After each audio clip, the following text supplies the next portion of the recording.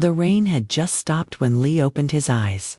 The smell of wet soil filled the room, mingling with the sharp scent of medicine. He blinked at the pale ceiling, trying to remember where was he. His body ached, his hands were bandaged, and his mind was nothing but a fog. A nurse entered quietly, her voice gentle. "You're awake. You've been unconscious for weeks." Lee stared at her, confused. "Who am I?" The words came out dry, trembling. "You were found near the border," she said softly.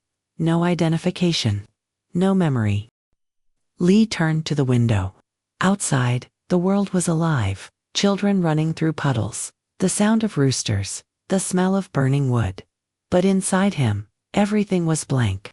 He tried to reach for something, a face, a sound, a memory, but all he found was emptiness.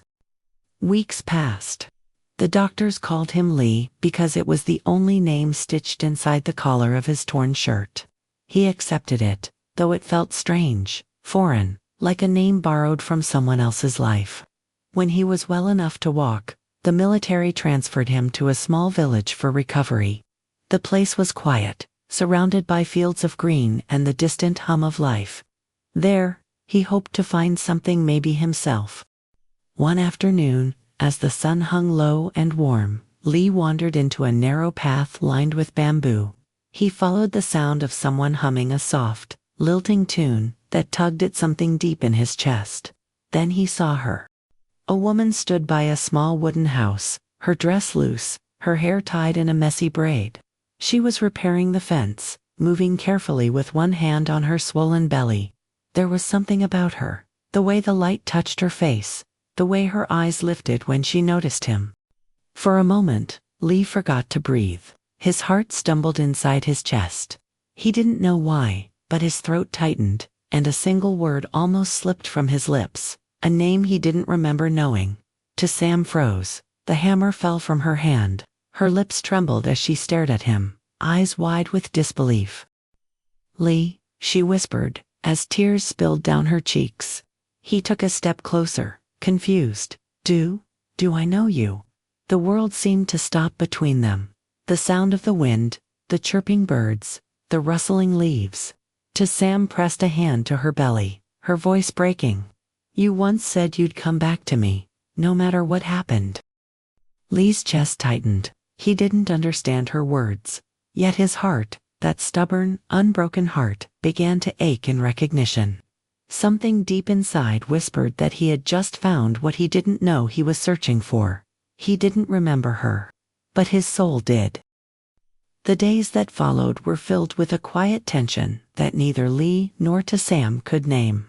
He stayed in the small wooden house at her invitation, at first out of courtesy, then because something in her presence made him feel safe. She cooked for him, spoke to him gently, and every evening they sat by the oil lamp as the night wrapped the farm in silence.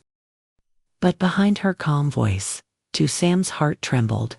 She wanted to tell him everything, the nights she had prayed for his return, the fear when his unit lost contact in Cambodia, the day she discovered she was pregnant. But when she saw the confusion in his eyes, her words froze. He was no longer the same man who had promised to come home. One morning, Lee helped her carry a basket of vegetables to the shed. When their hands brushed, he felt a sudden rush of warmth, like a flash of light behind his closed eyes. For a second, an image appeared, a woman laughing under a tree, sunlight in her hair, her hands full of flowers. He blinked, startled. "Are you all right?" Sam asked softly, noticing his hesitation. "I saw something," he murmured. "I don't know if it was real." Sam's eyes glistened, but she smiled faintly. "Maybe your heart remembers what your mind has forgotten." Her words lingered in the air like a prayer. That night, Lee couldn't sleep. He walked outside, the moon silvering the fields. He heard the gentle clucking of chickens, the soft whisper of the wind, and for a moment, everything felt familiar. He touched the wooden post by the garden gate. His fingers traced a mark carved into the wood, L&S. His breath caught, L&S. He whispered. From inside the house, Sam watched through the window, tears silently sliding down her face. That mark had been carved the night before he left for his mission, a promise they had made under the stars. No matter what happens, we'll find our way back to each other. But he didn't remember. Still, something in Lee began to stir. Each time he looked at her, his chest tightened in an unfamiliar ache, not pain, but longing. He didn't understand it, yet he couldn't turn away. The next morning, when Sam was resting, he wandered into the old wooden trunk near the bed. Inside was a small photograph, a young man in uniform, smiling with his arm around a woman in a white dress. The woman was Sam. His hands trembled. The man in the picture was him. Lee staggered back, gripping the photo to his chest. The world seemed to tilt, his heart beating wildly as flashes of memory began to break through the fog. Laughter by the river, the scent of her hair, the promise whispered against her lips. He dropped to his knees, breath shaking. Her voice echoed in his mind. You once said you'd come back to me, no matter what happened. Now he remembered, and the weight of everything he'd forgotten crashed down on him like a storm. Lee sat still for a long time, the photograph trembling in his hands. His heartbeat thudded in his ears like a drum, deep, heavy, unrelenting. Every image that returned to him came like a knife through fog. The laughter, the tears, the goodbye kiss at the station before he left for Cambodia. He remembered Sam's trembling hands on his uniform, her whisper, "Promise me you'll come back," and his own voice, steady but full of emotion, "I'll always find my way home, to you." But the mission had gone wrong. He could still see flashes, the smoke, the gunfire, the explosion near the bridge. He remembered falling, the burning pain in his chest, then darkness. The rest had been stolen by silence. Now, as he stared at Sam through the doorway, her small figure bent over the stove, one hand gently resting on her belly, guilt surged inside him. He had promised to return. He had promised never to let her face life alone. But she had. Lee walked to her slowly, the photo still clutched in his hand. "Sam," he said, his voice shaking. She turned, startled. "Lee, what's wrong?" He took a step closer. "I remember." Her eyes widened, the ladle slipping from her fingers. You do." Lee nodded, tears forming in his eyes. "The mission, the promise, you, everything. I remember holding you under the rain before I left. I remember the sound of your voice calling my name when I was taken away." Sam's hands flew to her mouth as tears streamed down her cheeks. For a moment, neither of them spoke, only the sound of the wind against the walls, and the faint crackle of the fire between them. Then Lee stepped forward and gently cupped her face in his hands. "I'm so sorry," he whispered. "I should have come home sooner. I should never have left you to face this alone." Sam shook her head through her tears. "You came back. That's what matters." He looked down at her belly, round, alive, full of new life. His heart clenched with both awe and pain. "Our child," he murmured. "You carried this alone, all this time." She nodded, her voice barely a whisper. "Every night, I prayed you would return, not for me, but for the child to know their father." Lee fell to his knees, pressing his forehead gently against her stomach. "I will never leave you again," he vowed, his voice trembling with emotion. "From now on, every day, every breath I take will be for you and our child." Sam's tears fell onto his hair as she touched his shoulder. For the first time in months, she felt her heart begin to heal. Outside, the evening sky began to glow in gold and violet hues. The bamboo leaves rustled softly, and the scent of wood smoke drifted through the air, the smell of home, of belonging, of love remembered and reborn.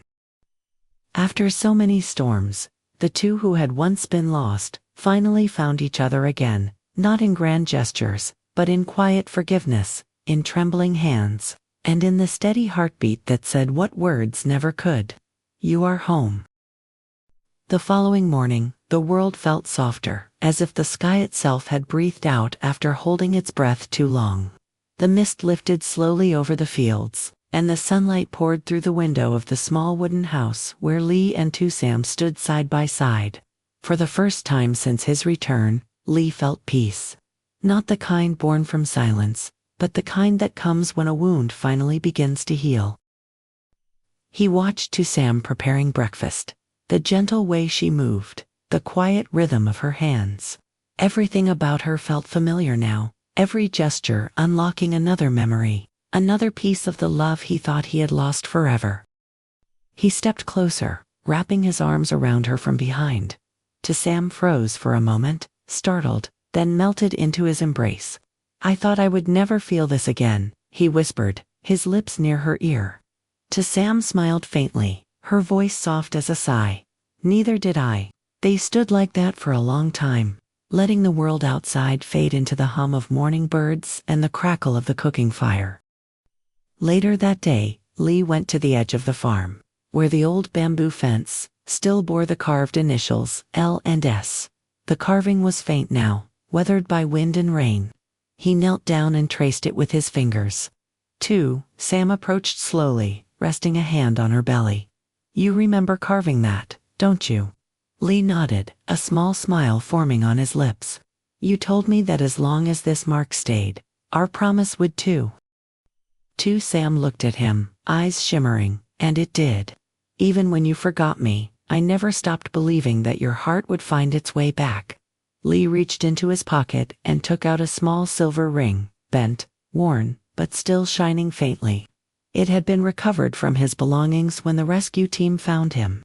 He held it out to her with trembling hands. Sam," he said, his voice rough with emotion, "I may have lost my memory, but I never lost my love for you.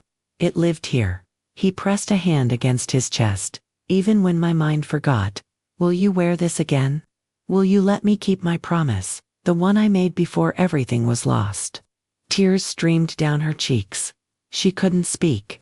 She simply nodded, her hands shaking as she let him slide the ring onto her finger once more.